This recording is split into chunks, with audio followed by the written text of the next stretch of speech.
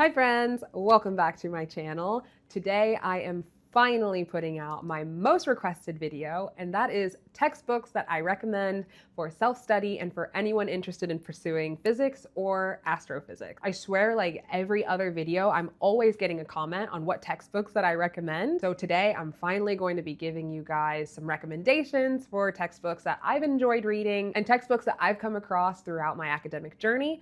I will give a bit of a disclaimer. I'm not saying that these are the best textbooks for self-study. I'm sure everybody has their different opinions on different textbooks. These are the textbooks that I was assigned during some of my classes and I found very, very helpful. All of these textbooks cover a wide variety of different subjects, and some of them are more beginner-friendly than others, but don't worry, I'll go through all of that when I give the different overviews for the different textbooks. So without further ado, let's finally get into the video.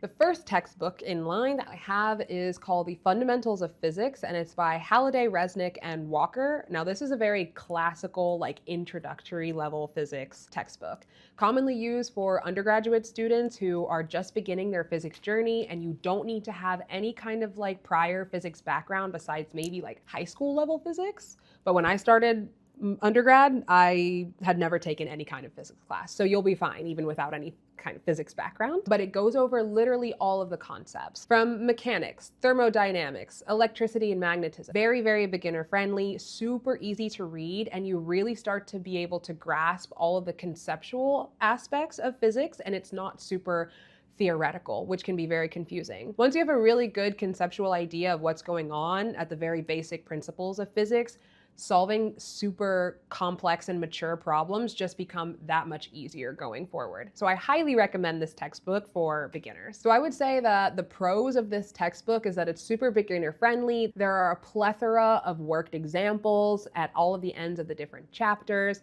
I think one of the more cons for this textbook is that it can be a little bit too wordy. For example, if you already have a basic foundation and understanding of some physics-like concepts, it might be a little too basic for you. But for those of us that need, the extra little help at the beginning, it's perfect for you. So building off of that, the next physics textbook that I have is called Classical Mechanics by Goldstein. Now this is a classic, definitely very rigorous and math heavy. This is more for upper level undergraduate students and maybe even grad students as well.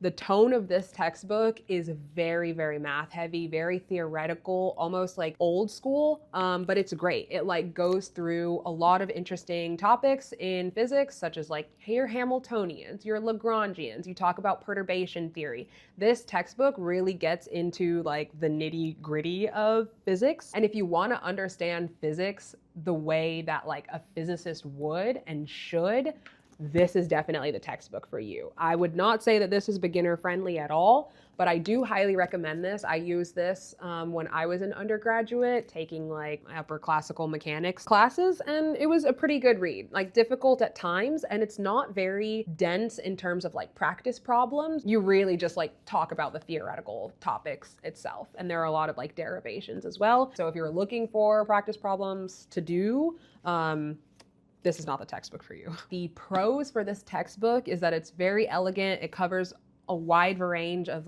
really advanced topics. It's more conceptual, which is what I appreciate the most because I need to have a very deep conceptual understanding of what I am learning. Some cons is that it's not the easiest read. It's very dense, very, very mathematical. So if math is not necessarily one of your strong suits, then it could be a little difficult in understanding. And I guess it feels very old school. This book was probably written, I don't even know when it was written, but this book feels like it was written in the 80s. Well, let me check. 1900. Oh, that's the address for the publication company. 1950. But anyways, I still highly recommend. This one is a classic, truly. The next textbook is a literal fan favorite. This one is Introduction to Quantum Mechanics by Griffiths. Now I say this is a fan favorite because when you read the textbook, it feels like having a conversation about the intros of quantum mechanics in the most basic way, shape, or form. So you go over all of like your wave functions, your eigenvalues, you go over all of the Schrodinger equations, you talk about Schrodinger's cat. Even on the cover of the textbook is Schrodinger's cat. Very, very beginner friendly, and I just love the way it reads. Like, students genuinely enjoy reading this textbook, which is not very common for physics or any kind of like university textbook at all. It has a very readable and approachable writing style. I don't know, the author is goated for sure. This is a popular textbook for undergrads, I would say. I don't think in graduate school. Then again, people that are physicists, let me know. But in astrophysics, we never use this in grad school. But this is a popular undergraduate book. So some of the pros is it's really accessible. There are plenty of practice problems and like worked out as well. I guess some of the cons, if I remember correctly, there were a lot of skipped steps in some of the worked out problems. And I guess some of those skipped steps can be very key or critical. Like, it just assumes that you know lots of math, so it will skip some of the basic derivations or integrals. But overall, if you just want your first exposure into quantum mechanics, I think this is a wonderful textbook for you. And regardless of if you're a graduate student or an undergraduate student, this textbook is super, super useful. The textbook makes you feel human, especially when physicists can feel so far reached in terms of how much knowledge they know and how much they hold. But if you want to understand quantum mechanics without feeling like you're drowning, this is the textbook that I would highly recommend you read. And I'm sure everyone else would recommend too. So now we're going to transition into textbooks about astronomy and astrophysics. The first textbook is like the encyclopedia, astronomy Bible, whatever you want to call it. It is called An Introduction to Modern Astrophysics by Carroll and Ostley. I recommend this textbook to everybody because it covers everything about the entire universe and then some.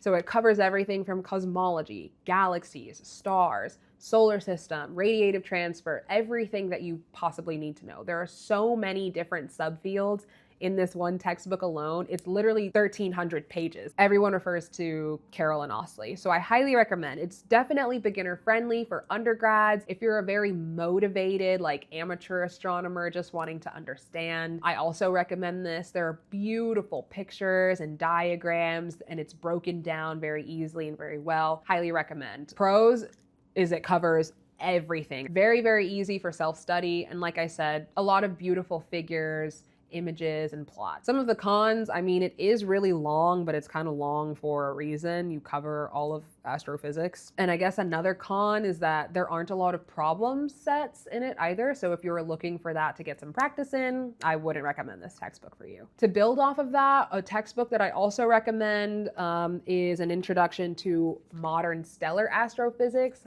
also by Carroll and Ostley. So if you just take like an introduction to modern astrophysics and you just want to focus on the stars, this is a textbook for you. It's very, very small. Again, really easy to read. Some of the cons is that it's not very problem heavy at all, but I think it breaks down stellar evolution so well. I really loved this textbook for my undergraduate stars class. Pros, great explanation. It covers everything that you need to know about stars. Again, beautiful figures.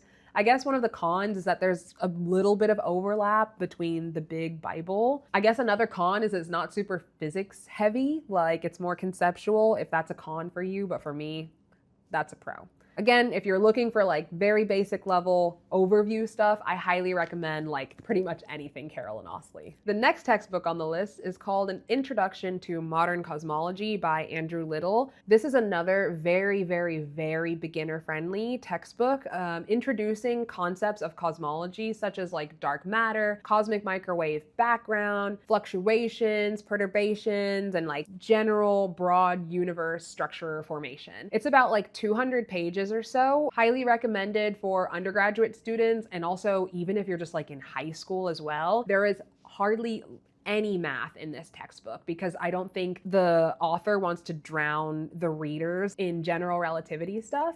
So if you just want like a basic understanding of what is the universe, what is dark matter, this is the textbook for you. Pros is it's highly readable, really, really, really good for self-study, doesn't drown you in really hard like physics concepts such as general relativity, great pictures as well. Cons is that it doesn't dive that deep. It's a very surface level understanding of what cosmology is. However, if you are looking to dive a little bit deeper into some mature cosmology, I recommend this textbook. It's called Modern Cosmology by Scott Doddleson. This is more of a graduate level cosmology textbook. It's very, very mature. This actually is very, very math and physics heavy, so it is a lot of general relativity. However, it dives into the physics of what cosmology is. This textbook goes in detail about perturbation theories, fluctuations, inflation, Big Bang, nucleosynthesis, all of that kind of stuff. It's a really good bridge between theory as well as data. It's a little bit dated. It's a pretty old book. I would say some cons for this book is that it's not very beginner friendly. And if you don't really enjoy general relativity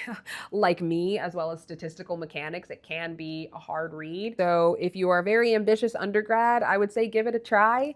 But if you're at the graduate level, I think it should be easier for you to understand if you have a really great physics background. The next textbook is another classic. I feel like I keep saying that, but this one is for real. So this one is called Galactic Dynamics by Binney and Tremaine. Everyone and their mother in astronomy refers to this textbook. I can't even tell you the amount of times where I've been in a class and it's like, oh, cite Binney and Tremaine, cite Binney and Tremaine, look up in Binney and Tremaine what this is. So if you are someone who studies galaxies, specifically like galactic dynamics, anything about like n-body modeling, collisions, galactic potentials, instabilities or stabilities, this is the textbook for you.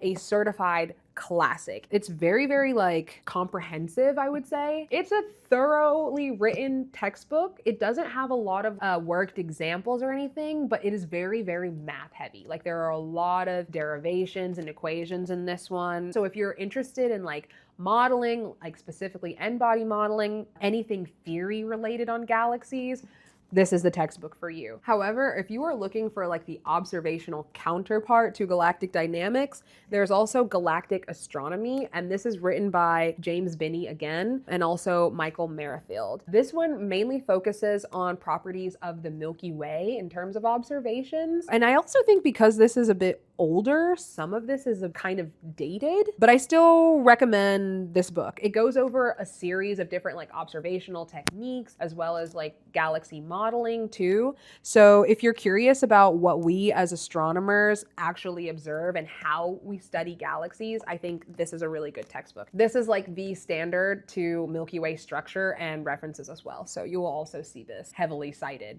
from a number of different scientists. And I feel like both of these play off of one another in a number of ways as well. So both of these as a duo, I think would be really good. So if you're more into observation rather than like theory, obviously this is a good textbook for you. It links data and modeling very well. Maybe some of the cons is that, like I mentioned before, it is a little bit dated, but it refers a lot to the Galactic Dynamics textbook. So that could also be a con. If you are curious on what we actually study about galaxies, their light, their structure, some of their techniques, components, then both of these books are like the most classical references that you can get from probably any textbook besides Carroll and Ousley, the encyclopedia, as I mentioned before. The next textbook that I have is called Radiative Processes in Astrophysics, and this is by Rybicki and Lightman. Now, this textbook covers everything that you need to know about how light is formed and also passes in the universe. This is a great textbook about like scattering, emission, absorption, all of that type of jazz. So if you're interested in high energy astrophysics or anything like AGN related, I highly recommend this textbook. It's a bit mature, but it's very elegant. I remember reading this textbook and not really liking it when I took radiative transfer or radiative processes in grad school, but then I reread the book again because we got assigned this textbook for my ISM or Interstellar Medium class, and I actually enjoyed it a lot more. I realized the book is incredibly well written and very elegantly structured. There were some really great problem sets, although there weren't many problem sets, and I think the example problems are kind of mature and a bit difficult, especially when you get to the end of the textbook. Other than that, I think it's a pretty good textbook. It's very very math and physics heavy, so it's a bit mature in that regard. I would probably only refer this to graduate students, maybe not undergrad. So the pros of this textbook is that it's extremely clear. Things are very, very well written. They also have a lot of really nice diagrams in here as well. There are some pretty good problem sets. There aren't many, like I said. There are good derivations as well. A con for me is that it assumes that you already know a lot of E&M and special relativity. And as a girly that took E&M many, many years ago, I was not comfortable with that. So I had to brush up on some things. But other than that, it's a pretty good textbook. So if you want to know how light is produced, black body radiation curves and stuff, Rybicki and Lightman. The next textbook that I have is called The Physics of the Interstellar Medium, and this is by Dyson and Williams. I heard this used to be like the standard textbook for learning all about the ISM. So ISM phases, heating, cooling, molecular gas clouds, shocks, plasma processes. Now I think it's a little bit outdated, but I still think that this provides a really interesting and unique conceptual introduction of the interstellar medium. So if you want to learn all about the gas and dust that exists between stars, this is a wonderful textbook. It's very readable as well as intuitive, and I think it's great for beginners. Maybe if you're at the undergraduate level, I wouldn't recommend this to those in high school. I mean, it does say the graduate series in astronomy at the very top of this book, but I think for an undergrad, this is pretty good. There isn't many details on like turbulence as well as winds and shocks in the ISM. It also doesn't really cover much about simulations. That is a con that I would say, but it's very intuitive and really easy to read. The last textbook that I have on the list is called Astrophysical Flows, and this is by King as well as Pringle. Fluid dynamics is a concept that shows up a lot in astrophysics. However, it's not very typical or common for undergraduate physics students to take a fluids dynamics classes, at least not in my experience here in the States. And certainly when you're in grad school taking astronomy classes or astrophysics classes, they certainly don't offer fluids classes. But this is a textbook that I came across simply because I study a lot of like wind dynamics in galaxies. And I just randomly found this textbook in my office and figured that I would give it a read. And it's about how you can apply fluid dynamics in astrophysical processes such as like accretion disks, winds, jets, and shocks. And I actually really enjoy this textbook a lot because it puts a lot of things into perspective for me, like concepts that I apply in my research, actually learning about it in the most basic sense from like a lecture style. I don't really know how popular or how accessible this textbook is, or if I would recommend it for anyone at a very basic principle, but if you want to understand fluid dynamics and the concept of astrophysics, I do recommend this textbook. It's very clear as well as compact. There are some pretty good example problems in the textbook. It's not super math heavy. It maybe is a little bit, but it's definitely not overwhelming. So if you want to understand jets and shocks, this is a really good book. Some of the cons is that it doesn't really go over a lot of like MHD or like molecular hydrodynamics, I guess like from the standpoint of simulations, which is important for me. So if anybody knows any other textbooks that are probably better or more up to date on like astrofluid dynamics, please leave them down in the comments. But as far as I know, I think this might be one of the only textbooks that goes over this subject. Even maybe being a little bit dated, I still think it provides a great bridge between fluid dynamics as well as astrophysical phenomena. And just like that, that is the last of the textbooks that I have for recommendation. I know this is not an exhaustive list of all of the textbooks that you could possibly read on astronomy, astrophysics, and physics, but like I said, these are just the ones that I recommend and that I find to be the most interesting. Let me know if there are any that you guys recommend. Any of you guys out there in undergrad, what are some textbooks that your professors are having you guys read? I remember in undergrad, I think I had this introduction physics textbook by someone called Reese. That was the worst textbook I've ever read, and like with the worst problem sets ever. So if any of you guys are stuck with that textbook, I am so sorry, but get the fundamentals of physics instead. I really hope that you guys enjoyed this video. Please let me know down in the comments below what future videos that you want me to put out there. Also, do you guys like my new setup? I'm filming in like my office space, and I feel like this looks like a very sophisticated and like academically mature background. Anyway, I might play around with other different like filming spaces, but let me know what you guys think of this. I will see you guys in the next video. Thank you so much for watching. Feel free to like, comment, and subscribe. Bye.